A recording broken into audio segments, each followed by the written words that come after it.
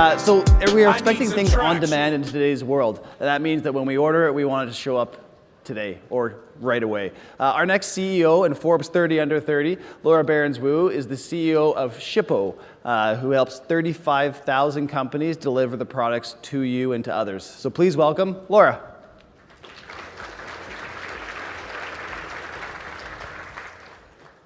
Hey everyone, thank you for the kind introduction. So as mentioned, my name is Laura Behrens-Wu. I run a company called Shippo. We power shipping for e-commerce. And today I'm here to talk to you about e-commerce trends. Specifically, I'm going to talk about e-commerce trends and how e-commerce companies can remain competitive in the age of Amazon. This is the very first time I'm giving this particular talk. So if you have any feedback for me, any thoughts afterwards, feel free to tweet at me. I'm on Twitter at Laura Behrens-Wu. So before I get started going into e-commerce trends and the details, I want to give you a little bit of an overview about who I am and how I got here. Starting a shipping company is not really intuitive. So I came to San Francisco roughly 4.5, 5 years ago, initially to be an intern at another startup. So I used to be an intern at a fintech startup called Lendab. And at Lendab, I was really fortunate to be able to get an incredible piece of advice from the CEO that I will remember forever. And what he said to me was, if you find a problem, like something to work on, that is really painful for people. So if you can build a painkiller instead of a vitamin, then focus on doing that. And I kept that piece of advice in mind. But the first thing I started working on was actually an e-commerce store. So I started building an e-commerce store together with my now co-founder, Simon, and we looked at it more like a weekend and a side project. We're both still full-time employed at other companies, and we just wanted to learn how e-commerce works. So we realized that building an e-commerce store, you can piece together a bunch of existing technologies. You don't have to start from scratch. You can use technologies like Shopify, and we connected that with Stripe. It was really easy to get started. However, when we then started looking at the shipping component, we were looking at technologies that were really old and outdated, rather clunky. So we were wondering, why is Stripe so easy to use? None of us has integrated a payment gateway before, but then working with technologies provided by the shipping providers, we had a really hard time figuring that out. And then, remembering the feedback from the CEO at Lendab, when he said, focus on something that's a painkiller, not a vitamin, we realized that shipping is a pain point that every single e-commerce store out there has, and we decided to focus on building a shipping software company full-time. So in the meantime, we've shipped roughly 70 million packages in the last 4 years, and we've done that for around 35,000 e-commerce stores. And the learnings that I'm going to talk about today are the learnings we've gathered by looking at our most successful e-commerce stores and the companies that we work with. So I'll start with the most obvious trend. So e-commerce is still the fastest growing trillion-dollar business out there. And it's the fastest growing trillion-dollar business because more people sell online, but also because more people buy online. And the internet has fundamentally changed the way how we shop. So these days, we can sit on a couch, we can use our mobile phones, and buy anything that we want online. And it's actually quite funny how what people decide to buy online as well. Who would have thought that people end up being too lazy buying, going to the grocery store, buying toilet paper there. But still, people go on Amazon and decide to order toilet paper. And who would have thought that people are comfortable buying a high involvement purchase like a mattress on the internet? And yet there are a bunch of mattress companies out there like Casper, Tuft & Needle that have been very successful. And if we look at the internet, it's not just changed how we shop, it's also changed how people are able to start a business. So today, it's easier than ever to start your online store. You don't have to be a developer anymore. You don't have to have your own in-house development resources. You can still build a very professional and sleek-looking website without any of that. You also don't need a physical storefront, so the upfront investments are a lot lower. And there are all of these different building blocks, all of these different tools and companies out there that take care of a bunch of different infrastructure components for you. So just to name a couple, you've got these e-commerce platforms like Shopify, BigCommerce, WooCommerce that help you build beautiful e-commerce sites. You've got website platforms, there are drop shipping tools, domain registry companies. Then, of course, when you're trying to build an e-commerce store, you need to be able to charge online. So there are payment gateways like Stripe and PayPal that you're able to use. And then last but not least, you need to ship. So there are shipping software companies or like Shippo or shipping software provided by shipping providers.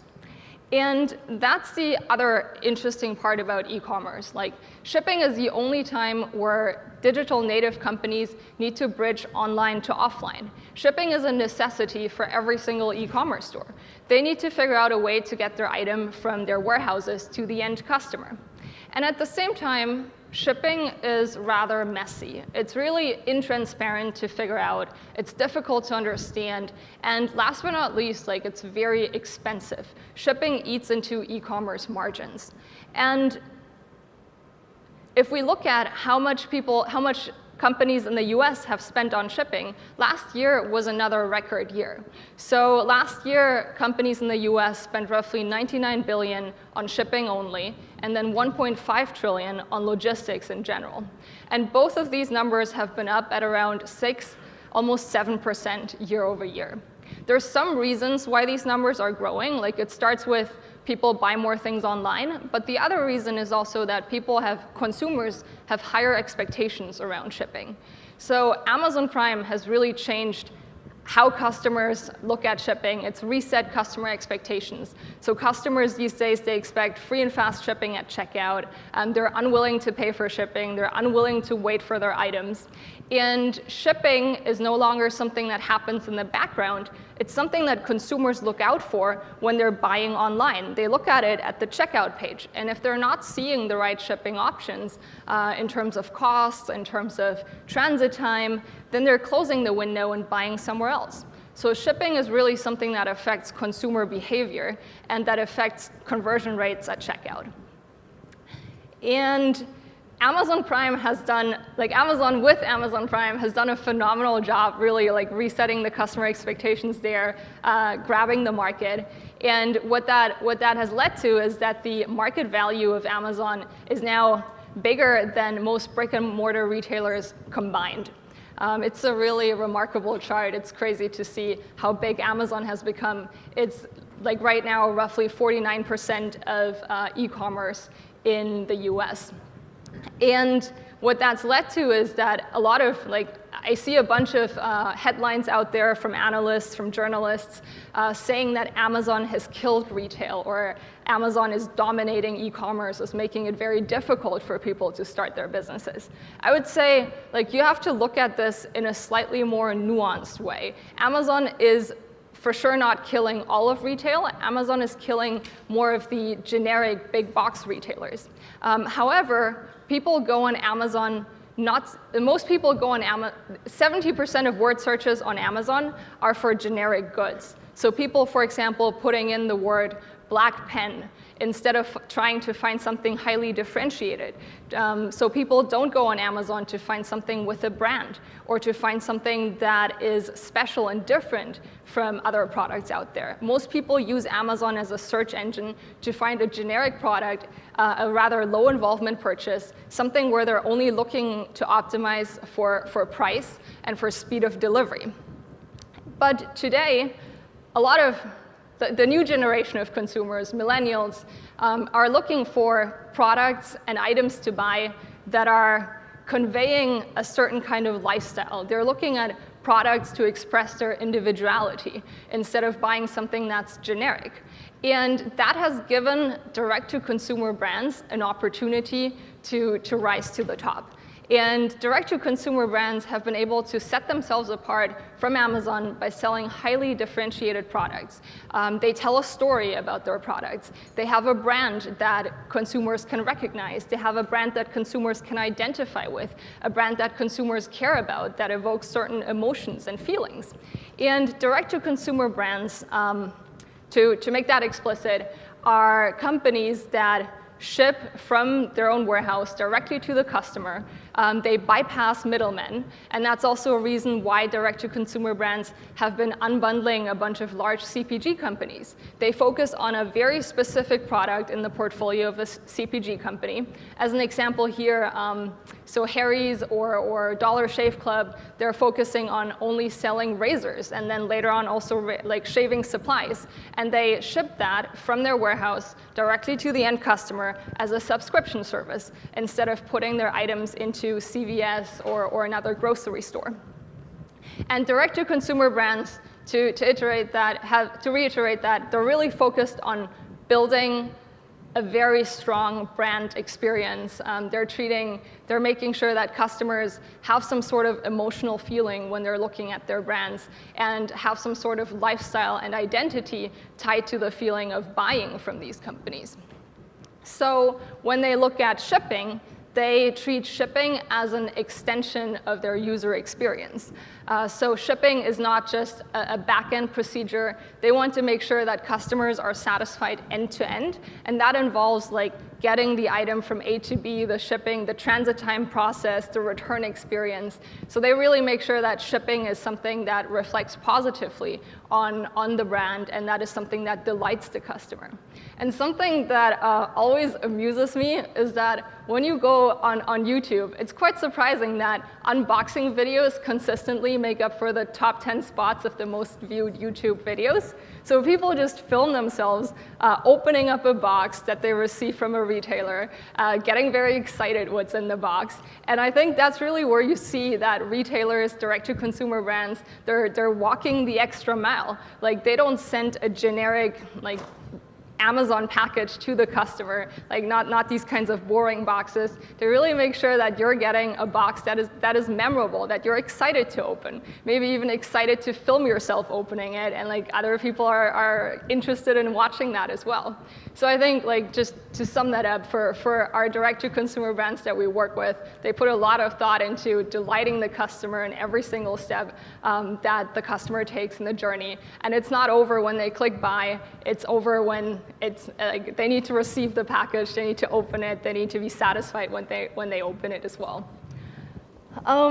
So I think to sum that all up, like, the emotional experience for direct-to-consumer brands, in my opinion, is really the opportunity. Like Amazon, Walmart, they have that scale that direct-to-consumer brands are unable to have, but direct-to-consumer brands and like entrepreneurs trying to build businesses that target consumers, they can set themselves apart by really making sure that the consumers have that brand awareness, that they have an emotional connection to the consumer, that the consumer have a certain sense of identity feeling and individuality feeling when they're looking to buy. And a great like proxy where we can look to is, like, one example, Amazon, or you guys would probably not want to follow Amazon on Instagram. However, like, most people here in this room probably follow a bunch of direct-to-consumer brands on Instagram. And then these direct-to-consumer brands are able to serve you content directly in your Instagram feed, like alongside of pictures of your friends, of your family. And roughly, like, today, we've got 25 million businesses on Instagram, and 80% of users follow a business on Instagram, so that's fairly common. And then roughly 200 million users visit business profiles every day. So, like, in short, I would say direct-to-consumer brands, they've been successful at selling a lifestyle versus selling a product. So where does that leave us for the future of retail? So I'd say, like, in the tech industry, people like to talk about artificial intelligence, they like to talk about automation, and then the question is always, like, what's the place for humans in a world where everything is automated and there's artificial intelligence doing work for us? And we've seen in the e-commerce industry that there are all of these tech companies focused on building commerce enablement tools that help entrepreneurs get started more easily, that take care of different steps in the infrastructure. And I think that makes a ton of sense, because it's not necessary for every single entrepreneur to try to build their own payment gateway. That is just a waste of their time. So it makes sense that tech companies are focused on making these kinds of building blocks that every single entrepreneur needs for entrepreneurs to piece these things together. And in turn, humans can then focus on what's uniquely human. They can focus on being creative. Humans are the only species in this world that make art just for the sake of art, for no other reason. And I think at Shippo, we're really excited about a world where people can become, more people can become entrepreneurs. The barriers of entry for entrepreneurship are lower. There is less upfront investment necessary to build an e-commerce store. And when you're selling a product, you're able to reach a wider audience because you're able to reach a global and connected world. And entrepreneurs can then focus on what they're best at, which is really making amazing products, telling a really good story, and connecting to their customers. And I've, in the last 4 years, I've not met a customer, a merchant, who's excited about solving the shipping challenge. And then that's what companies like Shippo are there for. Thank you.